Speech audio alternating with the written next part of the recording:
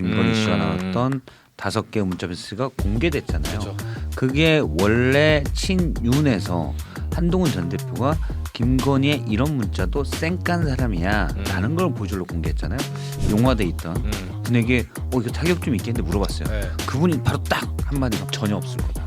음. 친윤의 지지층은 김건희를 싫어한다는 거예요. 김건희가 윤석열을 망쳤다. 실제로 보니까 여론이 한동훈이 쌩깔만 했네. 뭐 이런 느낌이더라고요. 맞아요. 네, 그러니까 김건희 씨에 대한 지지층은 최은수 씨 빼고 없습니다.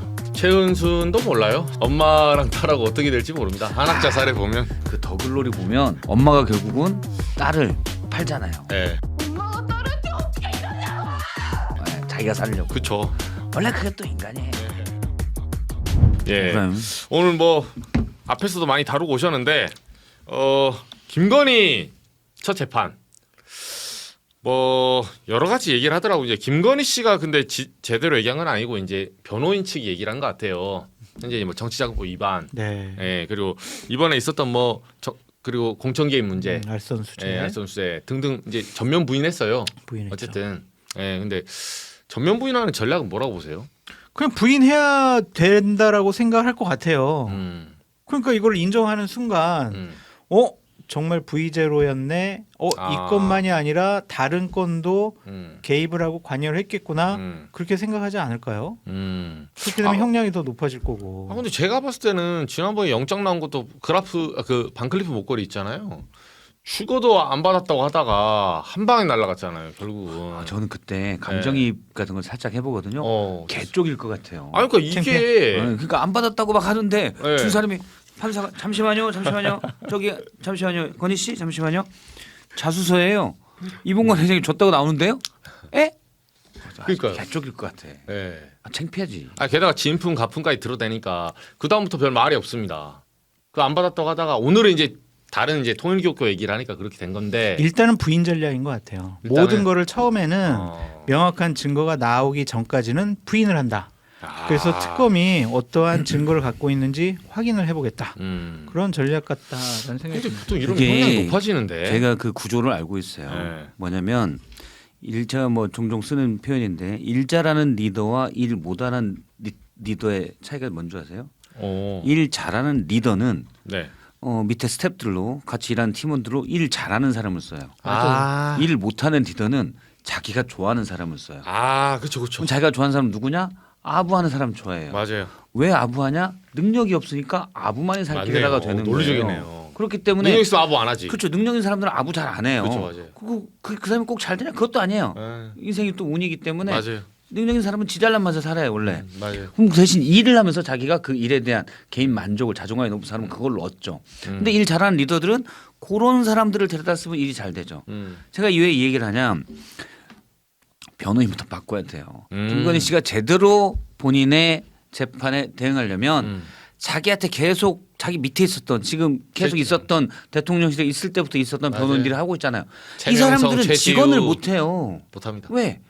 볼 때는 자기가 볼 때는 영부인이야. 떠받들던 사람이야. 갑자기 그냥 저기 여사님 그냥 받았다고 해줘. 그래야 양형이 그걸 어떻게 해요? 이분들 변호사들 집에 가서 또 친구랑 삼겹살 먹으면서 얘기해요. 이렇게 가면 형량이 더 세게 나올 텐데. 네. 네가 좀 얘기해. 야씨 내가 말하면 듣겠냐? 그냥 알아서 하라 그래.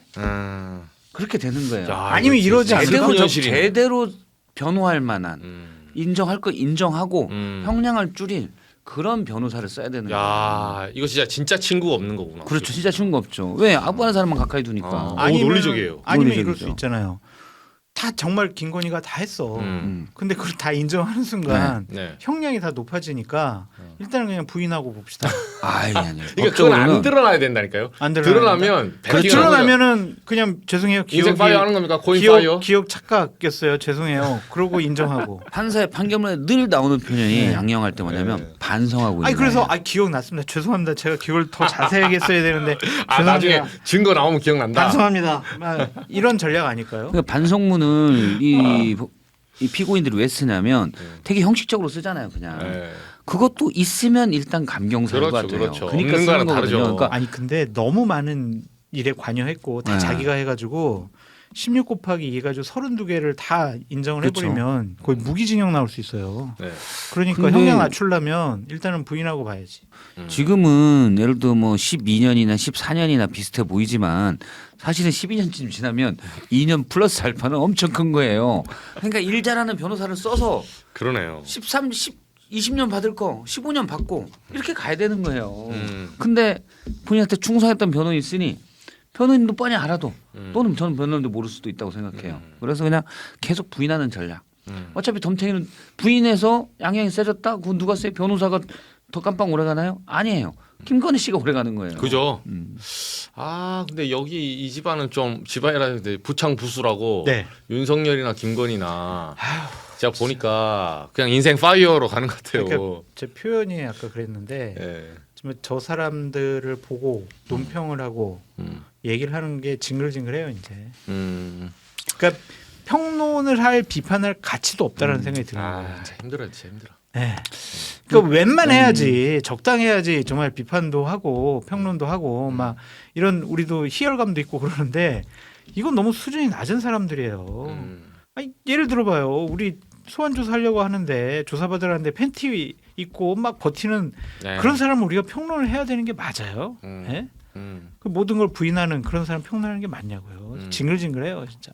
아 진짜 이거를 지금 이제 윤석열 그러니까 윤석열 쪽에는 그 얘기도 하더라고요. 이런 재판 보면서 지금 이제 소위 말해서 용화대에 몸담았던 사람들 있잖아요. 제가 오늘도 누구 만나고 왔는데 야 이게 이건 표현하기 근데 뭐 누구에 대해서는 뭐 윤석열에 대해서는 이렇게 표현해요. 윤석열 나에게 애정인 사람. 근데 김건희 씨는 제가 여기 방송용이 아니에요. 땡땡땡 이렇게 땡땡땡 니은 뭐 이렇게 얘기하더라고요. 땡땡땡 니은. 아 대충 요 정도만. 예. 세 글자. 그 정도로 그 육두문자가 바로 나오더라고요. 그 정도로 지금 그 같은 편에게도 소위 말해서 민심이 잃었어요. 그렇죠. 그게 지난해 초에 한동훈 전 대표가 지난해 초는 아니죠. 정확히 지난해 전당대 국민의힘 네. 전당대 때 한동훈 전 대표 나올 때 1월에 나눴던 문자 메시지 김건희 씨와 나눴던 5개의 문자 메시지가 공개됐잖아요. 그렇죠. 그게 원래 친윤에서 한동훈 전 대표가 김건희의 이런 문자도 쌩깐 사람이야 라는 걸 보여주려 공개했잖아요. 제가 그래서 친윤 쪽에 있지만 그래도 한동훈과도 좀 가까운 그 당시에 용화돼 있던 분에게 이거 타격 좀 있겠는데 물어봤어요. 네. 그분이 바로 딱 한마디가 전혀 없을 거다. 음. 친윤의 지지층은 김건희를 싫어한다는 거예요. 김건희가 윤석열을 망쳤다. 제가 볼 땐 둘이 똑같아요. 둘이 똑같은데 그렇지. 예, 김건희가 윤석열을 망쳤다는 게 되게 강하대요. 근데 실제로 보니까 여론이 전혀 뭐 한동훈이 쌩깔만 했네. 뭐 이런 느낌이더라고요. 맞아요. 예, 그러니까 김건희 씨에 대한 지지층은 최은수 씨 빼고 없습니다. 최은순도 몰라요. 제가 보니까 나중에 엄마랑 딸하고 어떻게 될지 모릅니다. 한학자 사례 보면 그 더글로리 보면 네. 그 영화 정말 제대로 딱 드라마 제대로 봤죠. 엄마가 결국은 딸을 팔잖아요. 네. 예, 자기가 살려고. 그쵸. 원래 그게 또 인간이에요. 네. 예. 모릅니다. 돈을 지키기 위해서 그럴 수 있지. 오늘 어쨌든 그 첫 재판은 40분 만에 종료됐고 혐의는 뭐 예상대로 전면 부인했어요. 근데 김상민 전 검사가 이제 내일 오전에 조사받더라고요. 네. 그리고 요 부분은 이제 사실 매간 매직 공천 개입 문제거든요. 김상민 전 검사 요거 이게 우리가 의혹으로는 확실히 뭐 이제 이완 선생님 그림을 받고 이것은 원하는 자리에 공천을 해주려고 했었고 국정원의 특별보좌관으로 임명을 한 거 아니냐 거의 그렇게 차도 나오더라고요. 추측을 하는데 거의 1급짜리인가 봐요. 그럴 네, 거니까. 차량 나오죠. 깜짝 놀랐습니다. 그런데 덕화 나오고 그거를 어떻게 입증할 수 있을까? 매간 매직인지를 그런 생각이 드는 거예요. 그러니까 이거는 윤석열이나 김건희가 사실은 맞죠. 나 이후한 그림에 내가 눈이 뒤집혀가지고 그냥 이거 원하는 대로 해준 거야. 그렇게 증언이 나와야 되지 않아요? 근데 그게 아니라 그냥 아니다. 난 그냥 내 판단에 의해서 해준 거다. 윤석열이 그렇게 진술할 리는 없겠지만 그냥 진술 거부해버리고 김상민은 모르겠어요. 왜 나를 그렇게 뭐 했는지. 그런 식으로 해버리면은 이게 과연 매간 매직 뇌물죄 뭐 이런 것들이 적용이 될 수 있을까 그런 걱정이 그러니까 있어요. 그림은 그림이고 이건 이거다. 네, 걱정이 그럼 있어요. 그림은 청탁금지법으로 들어간다. 그러니까 지금 보면은 상당히 여러 가지 정말 말도 안 되는 의혹들이 있고 잘못을 저질렀는데 그걸 법적으로 처벌을 할 때 과연 입증할 수가 있을까 그런 걱정이 좀 많이 들어요. 아, 그럴 그래서 수 이제 있죠. 광범위한 사실 수사가 필요해요. 네. 그러니까 예를 들어서 뭐 말씀하신 대로 법률 특보로 갔을 때 국정원 법률 특보 갔을 때 총선 공천은 주변에 몇 명만 김건희 씨 주변에 몇 명만 알고 있을 수도 있고 그리고 뭐 국민의힘 의원들 당시 공천에 막 입김을 세려고 했던 사람은 예를 들어 이철규 의원이에요. 그러면은 얘기를 했는데 이철규 의원이 사실은 그때 그랬어. 얘기할 리가 없잖아요. 그렇죠. 그러면 이게 밝혀지기가 쉽지 않은데 법률 특보로 갔을 때는 일단 저기 인사혁신처든 아니면 대통령실에 인사수석이 없었죠. 인사수석이 없었는데 비서실장이든 비서실장은 얘기 안 해도 그 지시가 전달된 경로들이 있을 거 아닙니까? 그럼 경로에서 누군가 얘기를 하면 이거 대통령이 지시했고 대통령이 지시한 게 어떤 식으로 이루어졌다. 그럼 그런 정황으로 이제 보는 거죠. 아니 국정원에 뭐 특별 보좌관은 국정원장이 임명을 하겠죠. 그러면 조태용인가 당시에? 조태용. 네. 조태용한테 전해가지고 야 임명해 그렇게 했어. 그 이제 조태용이 이제 그거는 얘기를 안 해. 나는 그냥 내가 판단해가지고 그냥 임명한 거다. 그렇게 그러면 어떻게 할 거냐고. 어떻게 법적으로 처벌할 거냐고. 그러니까 이제 특검이 광범위하게 수사를 해서 어떻게 대통령이 광범위하게. 옆 사람한테 대통령 옆 사람한테 이거 법률 특보 내가 누구 시키려고 그랬는데 씨 갑자기 통이 얘 시키라네. 내가 누군지도 모르는데 짜증나. 이런 얘기를 했다든지 그걸 하다 보면 걸려요 사실은. 이게 연역적인 게 아니라 수사는 귀납적인 겁니다. 훑다 보면 그쵸. 걸려요. 네. 네. 근데 제가 조태용 의원 옛날에 그 밥을 많이 먹어봤거든요. 비례대표 들어왔을 때 이분이 제 느낌 뭐냐면 한덕수, 그러니까 젊은 한덕수로 보면 돼요. 좀 더 어린 한덕수. 통합니다. 통해요? 콕 찌르면 통해요. 오. 예, 이게 마음이 여리서. 그러니까 감옥 가는 거는 외교관 출신이잖아요. 네, 그렇죠. 그 만나본 무섭겠네. 느낌이 있거든요. 확실히 제가 만나봤을 때 그 개인적으로 봤을 때 제일 진짜 소위 말해서 깡다고 좋다. 이거는 뭐 그냥 뚫을 수가 없겠다라고 느낀 사람들이 예를 들면 박덕흠 같은 분들. 이건 뭐 그냥 얘기해 보면 뭐 거칠 게 없어요 별로. 그분은 재산 항상 탑이잖아요. 네. 그리고 제가 그 뭐 다른 데서 들은 건데 제가 이제 설로 그분은 실제로 세상을 돈으로 해결하는 사례가 많았대요. 그렇지. 네. 아니, 그게 제가 건너듣기로 확실한 건 아닌데 뭐 사건이 있었는데 돈으로 해결된대요. 박덕흠 했다는 게 아니라 예를 들면 이런 거죠. 우리가 누구 증인 있어요. 자 경찰 조사에서 A라고 답했네. 자 검찰 넘어갔습니다. B라고 바꿔야 돼.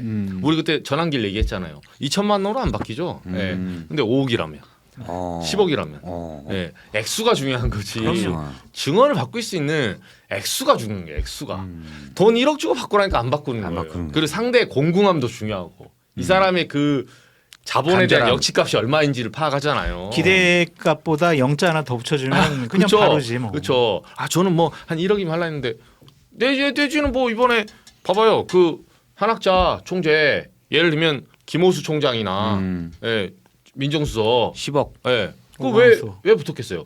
우리는 10억이라 생각하죠. 저는 영 하나 더 붙었다 생각합니다. 아. 네, 100억 줄게. 네, 그 정도 돼야. 그러니까 성공 보수로. 보수까지 해서 그렇죠. 10억은 좀 아닌 것 같아. 제가 오늘 네, 그거 못 움직여요. 네, 그죠. 예, 예. 그래서 합리적으로 볼 때 음. 이제 제가 몇 명 의원들 만나 보면 이 감이 잡히는 게 있거든요. 근데 조태용 의원은 딱 외교관 출신에다가 뭐 여러 가지 제가 자세한 얘기는 못 하는데 딱 얘기해 보면 딱 플리바게닝 바로 통합니다. 잘부터 얘기할 수도 있을 예. 것 전 조태용이 얘기를 해줬으면 좋겠어요. 네. 그래서 윤건희 부부가 행한 회계망측하고 부적절하고 잘못된 일들이 다 처벌받았으면 좋겠습니다.